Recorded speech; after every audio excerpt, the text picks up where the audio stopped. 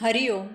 योगदास श्री जय गणेश जोशी यांनी निरूपण केलेली श्री शिवसूत्रे, अध्याय 3, आत्मा आविष्कार, सूत्र क्रमांक 9. नर्तक आत्मा. हा आत्मा नर्तक आहे. आत्मा नर्तक आहे. नर्तक याचा अर्थ त्या काळी खूप व्यापक होता. आता तो संकुचित झाला आहे, कारण त्यात समाविष्ट असलेल्या इतर गोष्टी त्याच्यापासून अलग केल्या गेल्या आहेत. कारण कालमानाप्रमाणे त्या प्रत्येकाला स्वतंत्र असे स्थान निर्माण झाले आहे. उदाहरणार्थ, पूर्वी डॉक्टर असे म्हटले की आजार बरा व्हायला औषध देणारी व्यक्ती, असाच त्याचा एकमेव साधा सरळ अर्थ होता. अ पासून ज्ञ सर्व आजारावर त्या काळचा एकच एक डॉक्टर इलाज करत असे. आता तसे नाही. आजारांचे अनेक प्रकार अस्तित्वात आले आहेत. त्याप्रमाणे डॉक्टरांचेही पृथक्करण झाले आहे. अफलातून नगरीच्या चौकात अपघात झाला. एका बिचाऱ्याच्या पायाला महाजबर दुखापत झाली. कनवाळू लोकांनी त्याला समोरच असलेल्या हाडाच्या डॉक्टरांकडे नेले. त्या हाडांच्या डॉक्टरांनी त्याला तपासले आणि एक चिठ्ठी लिहून देऊन बाहेर अमुक रुपये भरून मग त्या बिचाऱ्याला पुढील चौकातल्या हाडाच्या डॉक्टरांकडे न्यायला सांगितले. लोकांना अचंबा वाटला. लोक म्हणाले, आपण तर हाडाचेच डॉक्टर आहात, मग दुसऱ्या हाडाच्या डॉक्टरांकडे कशाला न्यायचे? त्यावर ते म्हणाले, याच्या उजव्या पायाचे हाड मोडले आहे, मी डाव्या पायाचा डॉक्टर आहे.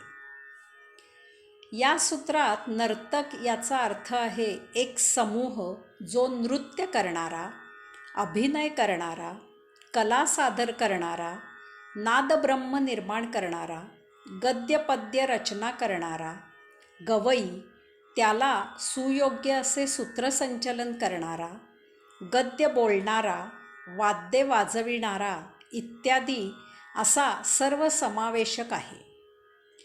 या सर्वांमधून एक वेगळे असे विश्व निर्माण करणारा म्हणजे नर्तक. सध्याच्या युगातील ऑर्केस्ट्रा. फरक इतकाच की त्यात अनेक कलाकार असतात. या सूत्राप्रमाणे आत्मा नर्तक आहे. आत्मा एकटाच आहे. तो हे विश्व एकटाच निर्माण करतो, त्याच्याबरोबर कोणीही नाही. या विश्वात महाप्रचंड विविधता, वैचित्र्य आहे. आपला एक सूर्य आणि त्याची ग्रहमाला याचा विचार केला तरी या वैविध्यांची, वैचित्र्याची कल्पना येते. आपल्या सूर्यमालेचा एक भाग असलेल्या आपल्या पृथ्वीवर किती विविधता आहे. असे शेकडो की हजारो सूर्य आहेत. मानव स्वतःला महाप्रगत समजतो. परंतु अगदी अलीकडील वैज्ञानिक प्रगतीचा जरी विचार केला तरी या विश्वातील विविधता, वैचित्र्य समजायला मानवाला हजारो पिढ्या वाट पाहावी लागेल. पिढ्यानपिढ्या सतत अथक संशोधन करत बसावे लागेल.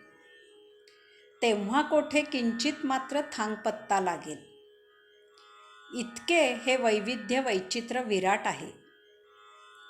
एवढे करून वैज्ञानिकांच्या वैज्ञानिक प्रयोगांनी आत्मा त्यांच्या हाती कधीही लागणार नाही. त्यासाठी त्याला अध्यात्म योग साधनेने अतींद्रिय शक्तीच जागृत करावी लागेल.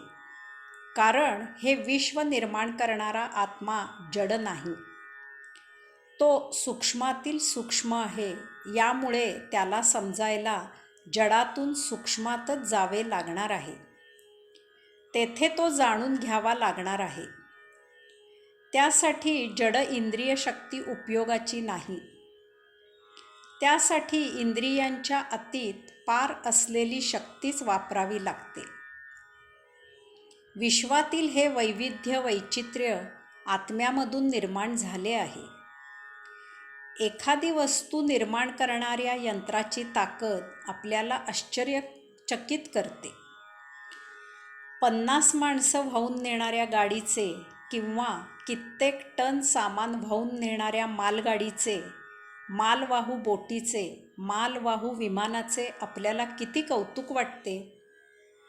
विचार करावा की हे विराट विश्व ज्यामधून निर्माण झाले तो परमात्मा किती महाविराट, महाताकदवान, महाशक्तिशाली असेल.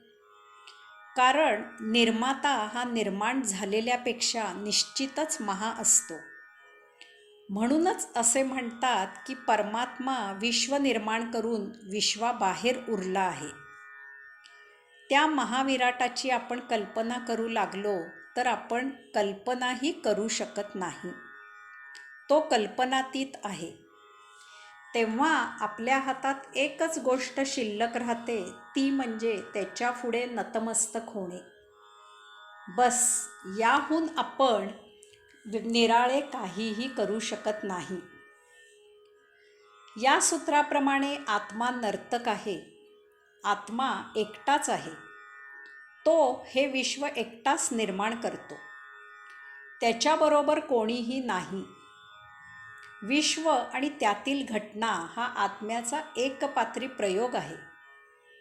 या विश्वनाटकाची सुरुवात तोच करतो, नाटकही तोच करतो, नाटक पाहतोही तोच आणि त्याचा शेवटही तोच करतो. विश्वाची उत्पत्ती परमात्म्यामधून होते. ते स्थित त्याच्यातच होते. देहधारणेने अंतरात्म्याच्या आंशिक माध्यमातून तोच त्याचे अवलोकन करतो. शेवटी हे विश्व त्याच्यातच लय पावते. हा प्रयोग आहे, कारण पुन्हा उत्पत्ती, स्थिती, लय असे सुरू होते, सुरू राहते, पुढेही सुरू राहणार आहे. हे चक्र आहे. विश्वाचा निर्माता आत्माच आहे, भोगताही तोच आहे आणि विधाताही तोच आहे. विश्व हा परमात्म्याच्या बुद्धिबळाचा खेळ आहे.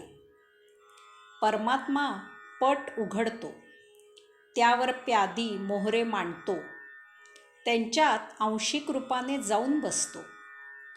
त्यांना चेतना मिळते. प्यादी मोहरे हलतात. तेथे त्या आंशिक स्थितीत एका योनीतून दुसऱ्या योनीत प्रवास करतो. परमात्मा खेळ पाहतो. एक दिवस पट आवरून घेतो. नाटकाचा प्रस्तावही तुझाच, त्यातील भूमिकाही तुझ्याच, त्याचा आस्वादही तूच घेतोस, त्याचा संवारही तूच करणार आहेस. नर्तन ही कला पूर्णतः वेगळी आहे. ती सूक्ष्म आहे आणि त्याच्या आविष्कारात ती सूक्ष्मच राहते. नर्तन करत असताना ते आविष्कारित होते.